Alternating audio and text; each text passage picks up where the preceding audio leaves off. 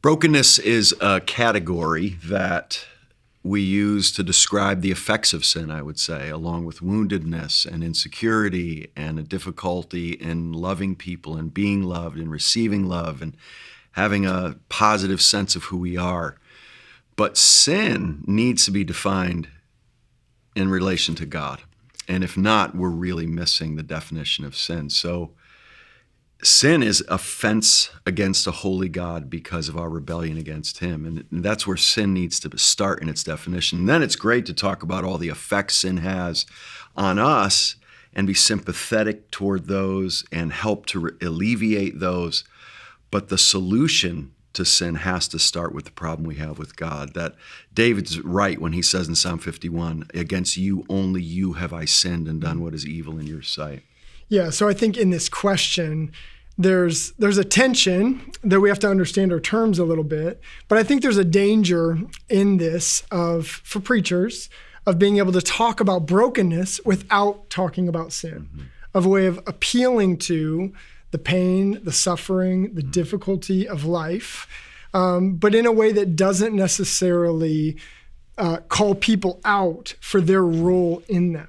So I don't know, how do you feel like you've seen this play out in culture? I certainly have. Well, something like the doctrine of hell, which is a direct result of God's wrath and hatred of all sin and evil, which we want God to have.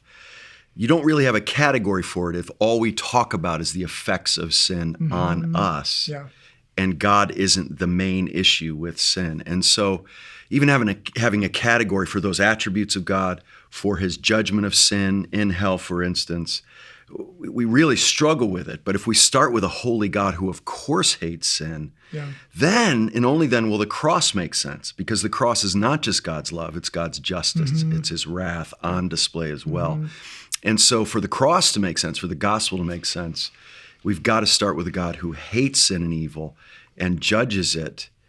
And I know you've done a lot of work in the atonement, and the atonement, I think, has been deeply affected in the way people want it to be rather than how it really is in the Bible, because we don't start with a holy God who, of course, hates and judges sin and curses it on a cross. Yeah, and if we don't talk about how bad the bad news is, then we won't appreciate how good the good news is. And that's why I think we have to understand the weight of sin, and sin being rebellion against God and an attempt to replace God with other things as well. I do think that there's a place then to talk about brokenness, and that's a really helpful category, not when it replaces talking about sin, but when it helps us understand more broadly the holistic effects of sin. Right, because the Bible's packed with God's empathetic care for how sin has damaged his people and moving toward them in that, and we should do the same, but not as something, as you say, people will like hearing because we're recognizing how hard life has been on them in a fallen world. But if we don't address the fundamental problem of our offense against the holy God in our sin, we're going to miss the true gospel message and what's ultimately best for our brokenness and our woundedness, and will give true healing in those ways. Yeah. Here's how this has played out for me really practically as a pastor and as a preacher. When I'm preaching, I want to be able to call people to Scripture to see the holy love of God and to acknowledge their own sin. But what I've also felt the weight of increasingly over time is that the suffering and the pain that people experience isn't only a result of their own sin, but also a result of the sin of others placed upon them. And so I feel like the category of brokenness is helpful in being able to say to people, you have sinned, and Christ has borne the guilt of your sin on the cross.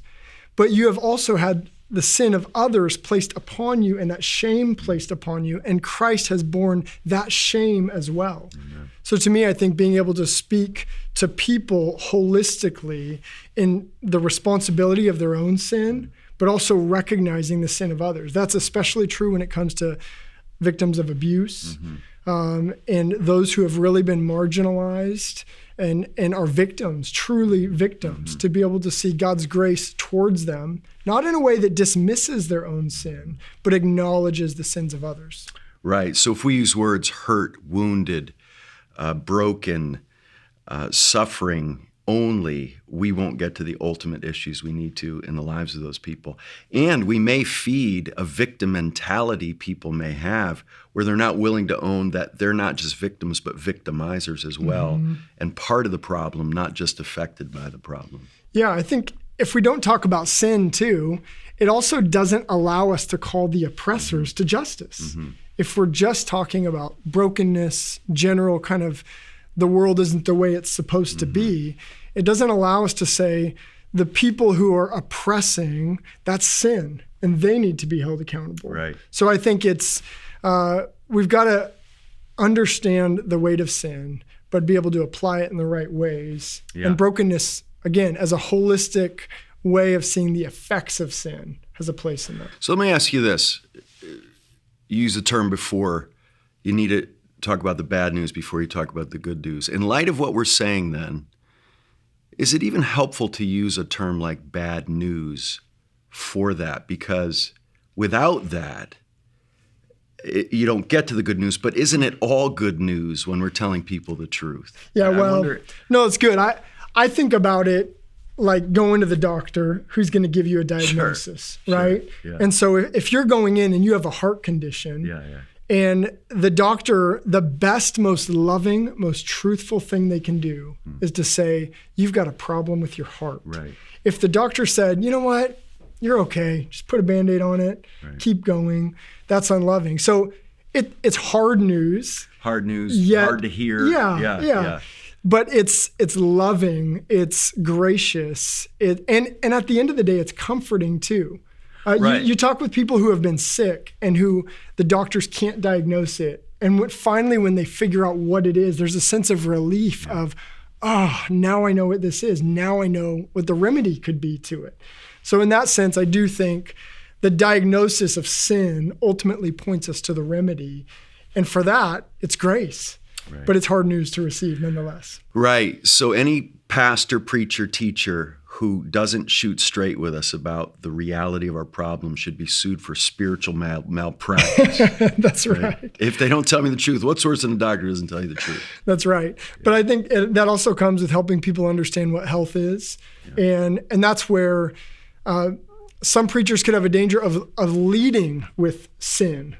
That I don't think that sin, I don't think the bad news in that sense is the place even to start with. We've got to be able to see God's character, his holiness, his love, his wisdom, his power, what he created us for.